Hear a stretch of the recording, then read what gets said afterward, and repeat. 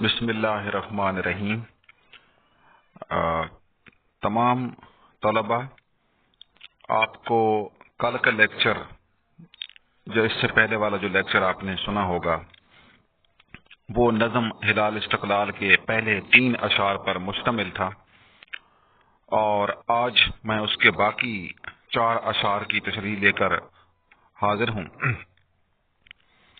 इस नज़म का बैकग्राउंड, पस मंज़र मैंने आपको पिछले लेक्चर में बता दिया था कि 1965 की जंग के पस मंज़र में ये नज़म लिखी गई है, जिसमें एक परचम 3 शहरों को उनके अवाम की दिलेरी, बहादुरी और शुजाअत की वजह से अता किया गया था हुकूमत की तरफ से।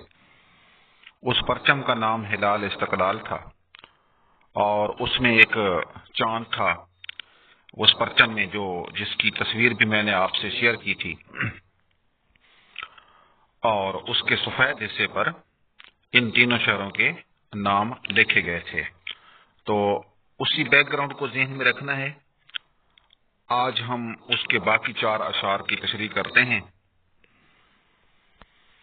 शेर नंबर 4, हुसैन इब्ने अली के उसवे मर्दाना का परचम, बराए शम्ए मिल्लत सोज़शे परवाना का परचम। तो शेर नंबर 4, इसका मफहूम, ये परचम हजरत इमाम हुसैन की दलेरी और शुजाअत की अक्कासी करता है। ये परचम मिल्लत इस्लामिया की शम्मा पर परवाने की मानंद जल जाने, यानी कुर्बान हो जाने वाली कौम का परचम है। तो मफहूम आपने जरूर ज़हन में रखना है, याद रखें तशरीह करते हुए।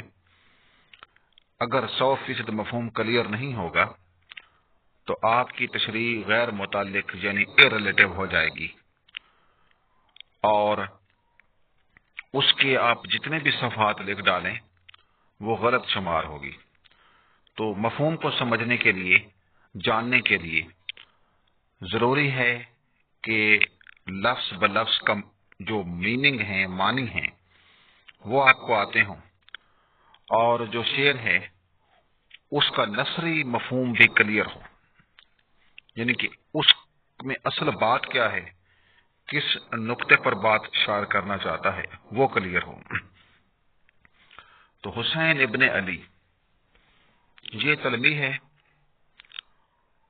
कि उसवे मर्दाना का परचम, उसी परचम हिलाल इस्तक़लाल की बात हो रही है कि हजरत इमाम हुसैन का जो उसवा था, मर्दानगी का उसवा, तरीका जो था, उन्होंने जिस अंदाज से इस्लाम की हमीयत, इज्जत और उसकी सालमियत की खातिर अपनी जान का और अपने घर वालों की जान का नजराना पेश किया था, वो एक उसवा था, वो एक नमूना था, जो अपने से बाद आने वाले उन लोगों के लिए छोड़ गए थे जो कभी भी किसी दौर में भी हक की आवाज बुलंद करें।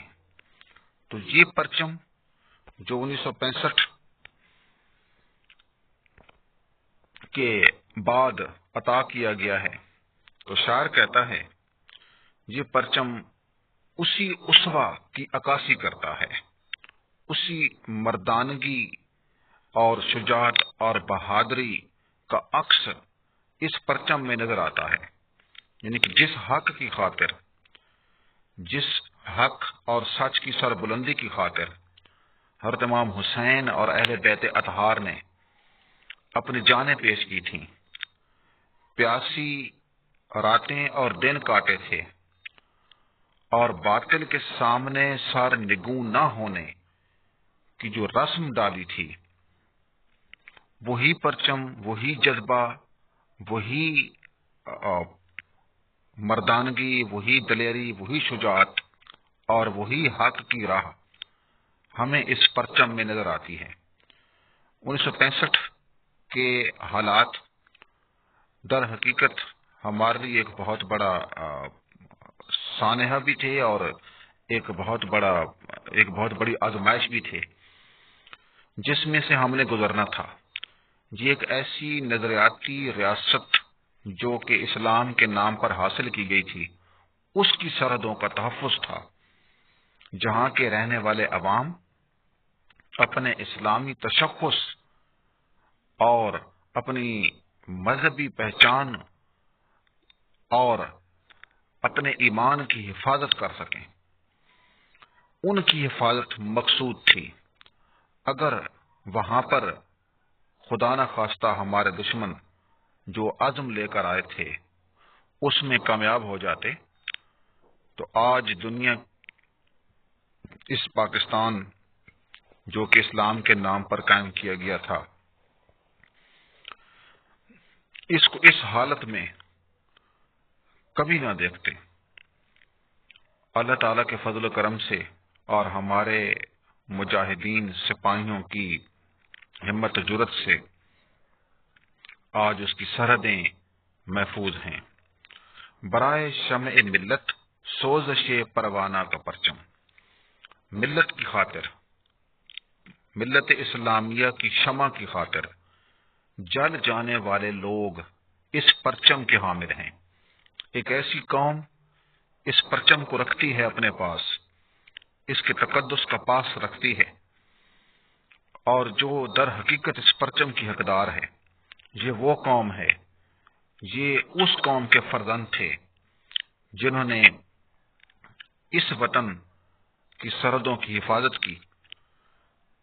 یہ ملت اسلامیہ پر مر مٹنے والے جذبہ رکھنے والے یہ سپاہی تھے جنہوں نے اپنی جان کی پرواہ کیے بغیر اپنے مشن اور اپنے مقصد کو سامنے رکھا اور جانوں کی قربانی سے دریغ نہ کیا۔ اس میں ہمیں ملت اسلامی، ملت کا لفظ ملتا ہے تو شاعر جہاں پر اپنے 65 کی جنگ جو کہ پاکستان کی سرحدوں پر لڑی گئی تھی اس کی تاریخ کو جوڑ دیتا ہے اسلامی تاریخ سے، جس طرح کہ میں نے پہلے بتایا ہے کہ اس ملک کے حصول کے لیے جو نعرہ لگایا گیا تھا وہ ایک الگ اسلامی ریاست کا نعرہ تھا، ایک خالی خولی الگ ریاست کا نعرہ نہیں تھا۔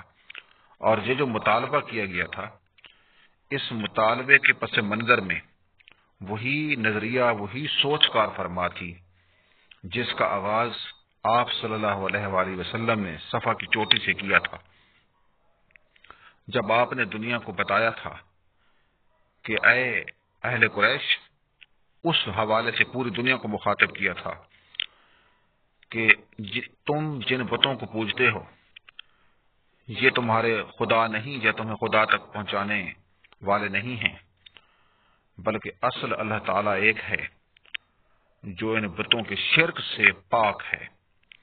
تو توحید کی امانت اس وقت سے حضور صلی اللہ علیہ وسلم نے اپنے صحابہ کرام کو عطا کرنا شروع کی، اور یہی وہ امانت ہے جو چلتے چلتے 1947 میں ایک الگ ریاست کے قیام کی وجہ بنی۔ وہی توحید، وہی نعرہ اور وہی ایک خاتم النبیین حضرت محمد صلی اللہ علیہ وسلم پر ایمان رکھنا، انہی چیزوں کو سامنے رکھتے ہوئے ایک الگ اسلامی ریاست کا مطالبہ کیا گیا تھا۔ تو گویا یہ وہ شمع ہے ملت کی جو کوہ صفا سے روشن ہوئی تھی، اور جس کے نور سفر کرتا ہوا، جس کا نور برصغیر کی سرحدوں میں داخل ہوا، تو اس کی حفاظت در حقیقت اسی توحید کے نور کی حفاظت تھی جس کے نام پر اس کو حاصل کیا گیا تھا۔ تو اس شعر میں میں پھر اس کا مفہوم بتا دیتا ہوں۔ شاعر کہتا ہے، اس کو جوڑتا ہے اسلامی تاریخ سے کہ اس پرچم کو خالی خولی 65 کے حوالے سے نہیں دیکھنا، بلکہ اس پرچم میں وہی چیزیں، وہی جذبات اور وہی نظریات اور وہی سوچ کار فرما ہے جس نے حضرت امام حسین اور اہل بیت اطہار کو اپنے خون کا نذرانہ دینے پر مجبور کر دیا تھا۔ شعر نمبر 5 کی طرف آتے ہیں۔ اس میں شاعر مزید تلمیحات استعمال کرتا ہے، محمد ابن قاسم کے صحاب جود کا پرچم۔ اسی پچھلے یعنی کہ چوتھے شعر کو آپ نے ذہن میں رکھنا ہے، جس طرح میں نے بتایا تھا اس کی تشریح میں کہ اس نظریاتی ریاست اسلام کی سرحدوں کی حفاظت جو کی گئی تھی، اس کو ہم اس اسلامی ریاست مدینہ جو آپ صلی اللہ علیہ وسلم نے بنائی تھی اس تسلسل سے الگ نہیں کر سکتے۔ اگر ہم اس کو الگ کر دیں تو پاکستان کے قیام کا وجود، پاکستان کا وجود جو ہے، اس کا جو قیام کا مطالبہ جو کیا گیا تھا وہ سرے سے ختم ہو جاتا ہے، اس کی کوئی بنیاد باقی نہیں رہتی۔ تو اس لیے شاعر اسی اسلامی تاریخ کے کچھ مشاہیر کا ذکر کرتے ہوئے اس پرچم کا حوالہ دیتا ہے جو 65 کے مجاہدین نے اپنی قربانیوں سے حاصل کیا تھا۔ جس طرح اس نے پہلے بولا ہے یہ قومی عطیہ ہے شہیدوں کا، تو شہداء نے جو قوم کو حفاظت کرتے ہوئے اپنی جانیں دی تھیں اور وہ عطیہ دے گئے تھے، ایک تحفہ دے گئے تھے۔ تو ایک اور مجاہد کا نام لیتا ہے محمد ابن قاسم، یہ بھی تلمیح ہے، اور آگے اس کے بعد دوسری لائن میں 3 تلمیحات اور بھی ہیں، یہ طارق کا، صلاح الدین کا، محمود کا پرچم۔ یعنی کہ اس پرچم کو پہلے میں نے دیکھا ہے محدود کر کے نہیں دیکھنا، بلکہ یہ اسی تسلسل کا حصہ ہے، اسی تاریخ کے آئینے میں ہم اس کا عکس دیکھ سکتے ہیں جس کی شروعات آپ صلی اللہ علیہ وسلم نے کی تھی۔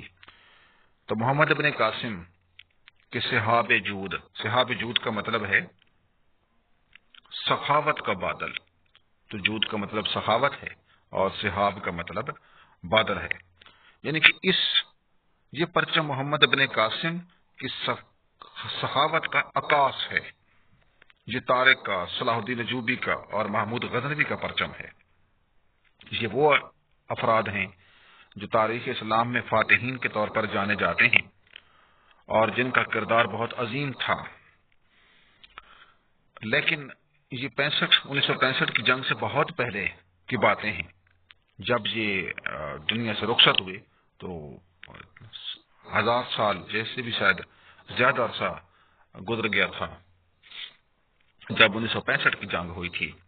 لیکن شاعر پھر بھی ان کے ساتھ اس کو جوڑتا ہے، اس پرچم کو جو ہلال استقلال کا پرچم ہے، جو نظم کا عنوان ہے، اس جوڑنے کی وجہ وہی جذبہ ہے اور وہی توحید کی امانت ہے جو ان کے سینوں میں تھی اور جس کی حفاظت کے لیے انہوں نے جانیں دی تھیں اور قربانیاں دی تھیں، یا پھر فتوحات کی تھیں، یا پھر جنگیں لڑی تھیں، جہاد کیے تھے۔ اسی جہاد کے جذبے کو لے کر 1965 کے سپاہی جو ہیں پاکستان کی سرحدوں پر لڑے تھے۔ محمد ابن قاسم، یاد رکھیں کہ جو تلمیح شعر میں استعمال کی جائے اس کا تھوڑا بہت پس منظر آپ نے تشریح میں ضرور دینا ہے۔ 712 عیسوی میں انہوں نے سندھ کی سرزمین پر قدم رکھا تھا، بیبل کی بندرگاہ پر انہوں نے اپنی سپاہ اتاری تھی، اور اس کی وجہ جو ہے ایک ناہید نامی لڑکی ہے جس کا خط خون سے لکھا ہوا اس وقت کے گورنر، بغداد کے گورنر حجاج بن یوسف کے پاس پہنچا تھا، اور وہ تحائف لے جانے والا جو جہاز تھا جس کو لوٹا گیا تھا راجہ داہر کے ریاست کی حدود میں سمندری قذاقوں نے لوٹا تھا، تو وہی آزادی ان کی چاہتے تھے کہ ان کو جو جرغمال بنایا گیا ہے ان کو اسلامی ریاست کو واپس کیے جائیں وہ لوگ بھی، اور جہاز جو اس میں تحائف تھے وہ بھی واپس کیے جائیں، لیکن ایسا نہ ہو سکا، اور راجہ داہر نے دھمکی آمیز جواب دیے ان کے مطالبوں کے۔ تو پہلے 2 لوگوں کو بھیجا گیا ان کو آزاد کرانے کے لیے، لیکن وہ ناکام ہوئے، تو محمد ابن قاسم کو بلایا گیا اور ان کو بھیجا گیا۔ محمد ابن قاسم کی عمر اس وقت 17 برس تھی جب وہ دیبل کی بندرگاہ پر اترتے ہیں، 4 سال ادھر رہتے ہیں اور 21 سال کی عمر میں انہیں شہادت ملتی ہے۔ لیکن جہاں پر رہتے ہوئے ہندوؤں کے جو 4 طبقات تھے، برہمن، کھشتری، ویش اور شودر، تو اس طبقاتی تقسیم نے جہاں کے لوگوں کی زندگی اجیرن بنا دی تھی، مشکلات میں تھے یہ لوگ، مصائب میں گھرے تھے، بہت سی اور چیزیں بھی ایسی تھیں جو ان کے معاشرے میں ان کو پسماندہ کر رہی تھی. تو یہ شخص ان کے لیے ایک نجات دہندہ ثابت ہوا، اور انہوں نے جہاں تک کہ اس کو اوتار کا درجہ بھی دے دیا، اور محمد بن قاسم کے جو رویہ تھا ہمدردانہ اور سخاوت کا جو معیار تھا اس کو سامنے رکھتے ہوئے انہوں نے اس کو نجات دہندہ کہا. جہاں تک کہ ایک وقت آیا کہ ان کی سپاہ میں مسلمان جو عرب سے آئے تھے ان کی تعداد کم تھی، اور جو نو مسلم ہندو تھے ان کی تعداد زیادہ ہو گئی تھی. تو اس پرچم میں شاعر کہتا ہے اسی کی سخاوت کا عکس نظر آتا ہے. آگے وہ 4 اور نام دیتا ہے. طارق بن زیاد جبل الطارق پر اترنے والا وہ 25 سال نوجوان جو سپین فاتح اندلس ہے، اور اس کے بعد صلاح الدین ایوبی جنہوں نے بیت المقدس کو فتح کیا تھا، اور محمود غزنوی جنہوں نے سومنات کا مندر جو ہے وہ گرایا تھا. 17 حملے جو ہیں ان کے مشہور ہیں ہندوستان پر، جن میں سے 16 کامیاب ہوئے اور ایک کشمیر میں برف باری کی نظر ہو گیا تھا. تو ان ساروں کے اندر جو فاتح تھے مسلمان، شاعر کہتا ہے یہ پرچم در حقیقت انہی کی بہادری، دلیری اور شجاعت کا عکس لیے ہوئے ہیں. تو یہ بیک گراؤنڈ 1965 والا اس کے ساتھ منسلک کرتا ہے شاعر تاریخی پس منظر میں.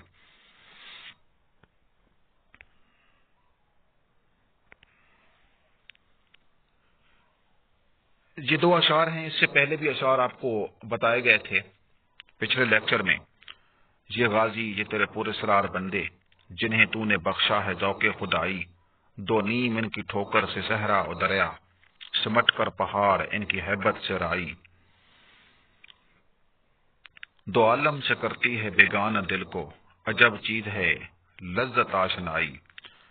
اس کو بھی آپ حوالتاً ڈال سکتے ہیں جو میں نے ابھی پڑھے ہیں.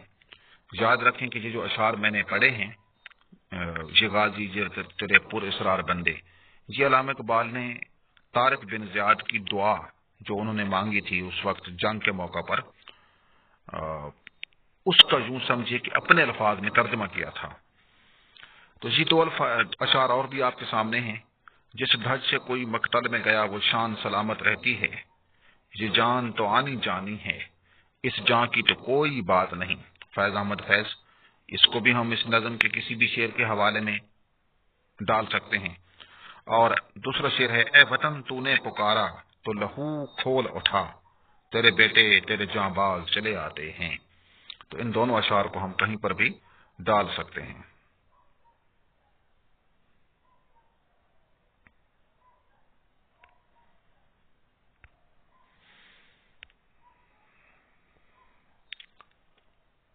چھٹا شعر، یہ پرچم ہے نشاں عالم میں فتح و کامرانی کا، زمین پر ابر رحمت ہے نوید آسمانی کا. الفاظ کو دیکھتے ہیں.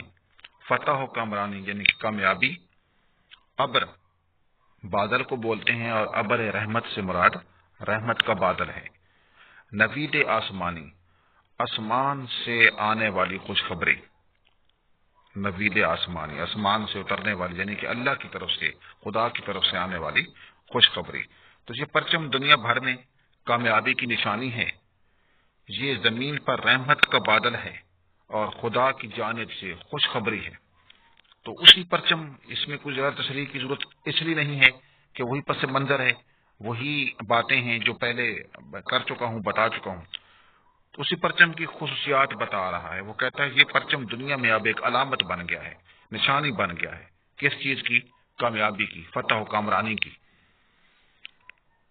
اور سرحدوں کی حفاظت کرنے والے مجاہدین کی عزم و ہمت کی، ان کی دلیری اور شجاعت کی، ان کی بے دریغ قربانیوں کی، ان کے بہنے والے لہو نے جس طرح سرزمین پاکستان کو سراب کیا تھا، یہ ایک علامت بن گئے ہیں. اور یہ علامت، یہ نشانی زندہ ہے. 6 ستمبر کو ہر سال پاکستان کے مجموعی طور پر بھی یہ دن منایا جاتا ہے پورے ملک میں. لیکن ان 3 بڑے شہروں میں جن میں سرگودا، لاہور اور سیالکوٹ شامل ہیں، یہ زیادہ اہمیت اس لیے رکھتے ہیں کہ یہی وہ 3 شہر تھے جو دشمن کا ہدف بنے پہلے اور اٹیک شروع ہوا. اس परचम में उन चीजों का अक्स हमें मिलता है, ये हमें उन्हीं की कहानी सुनाती है और तादम आखिर ये कहानी सुनाते रहेंगे, ये परचम लहराते रहेंगे। और जब ही ये लहराएंगे तो हमारे जहन में उन अजीम शोहदा की कुर्बानियां और वो जो दास्तानें दलेरी और बहादुरी की वो रकम कर गए हैं तारीख के सीने पर, वो हमारे जहनों में ताज़ा हो जाएंगी और कौम एक नए जज्बे से सरशार होती रहेगी।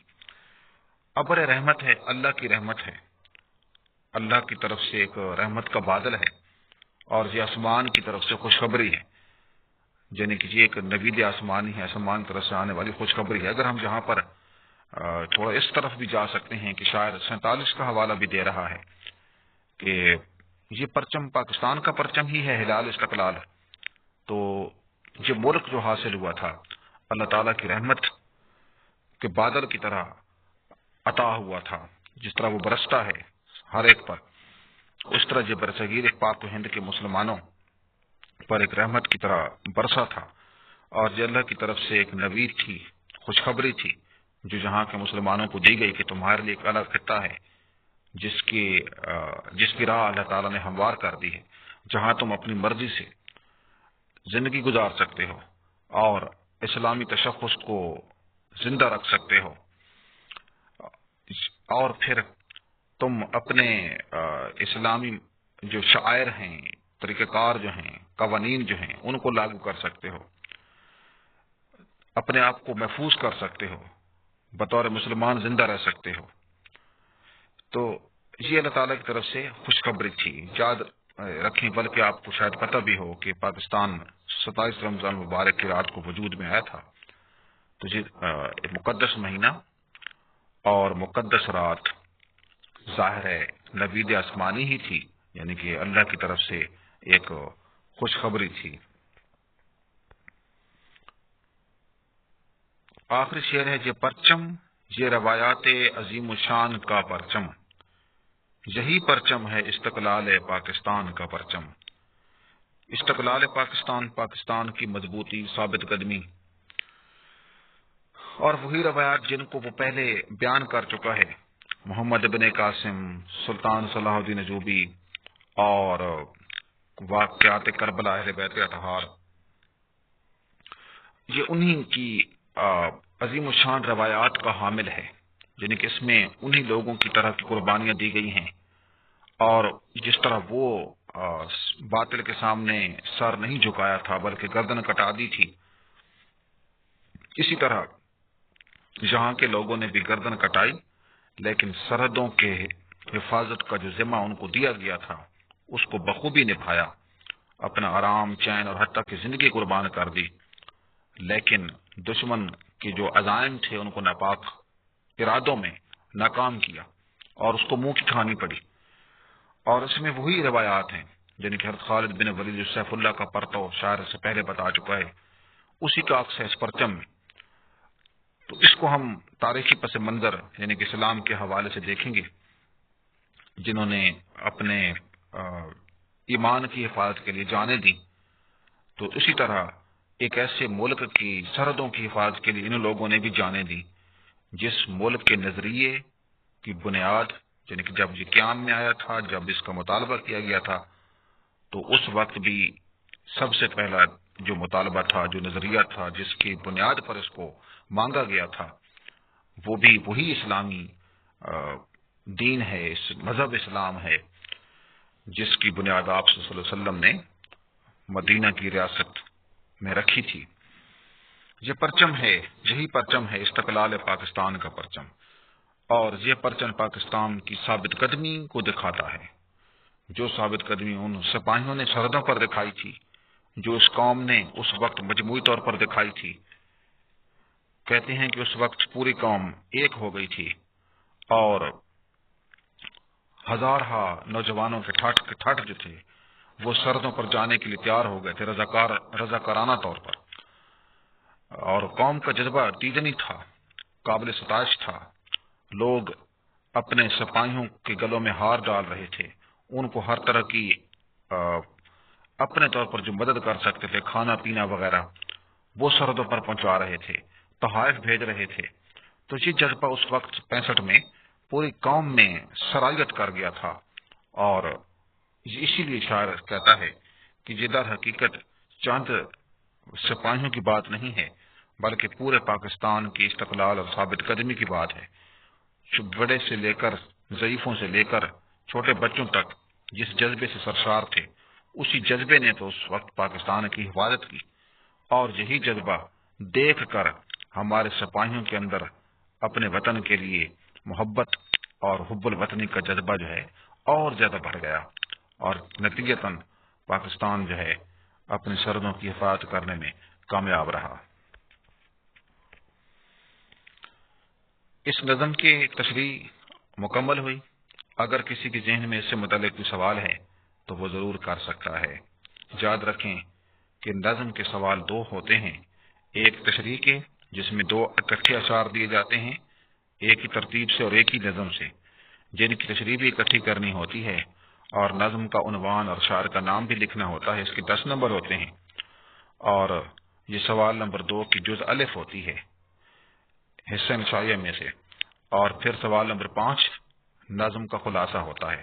نظم کا خلاصہ کبھی بھی آدھا سے پون صفحہ سے زیادہ نہیں لکھنا۔ پورا صفحہ جو ہے کسی بھی نظم کا ہمارے سلیبس میں جو شامل ہے خلاصہ نہیں ہو سکتا، اس کو کاٹ دیا جائے گا، اس کے 5 نمبر کٹ جائیں گے اور نہیں ملیں گے۔ اس لیے نظم کا خلاصہ لکھتے ہوئے یہ ذہن میں رکھنا ہے کہ آدھا سے پون صفحہ ہو، اس سے زیادہ نہ ہو، اور اس میں کوئی چیز اپنے طور پہ خلاصے میں ہم ایڈ نہیں کر سکتے۔ جو تشریحات میں ہم حوالہ جات دیتے ہیں، اشعار دیتے ہیں، وہ تشریح کا حصہ ہیں۔ تو نظم کے خلاصے میں یا سبق کے خلاصے میں ہم کبھی بھی اپنی طرف سے کوئی حوالہ، کوئی آیت، کوئی شعر یا کوئی بھی ایسی چیز جو شاعر نے یا مصنف نے نہ کہی ہو، ہم نہیں ڈال سکتے ہوتے۔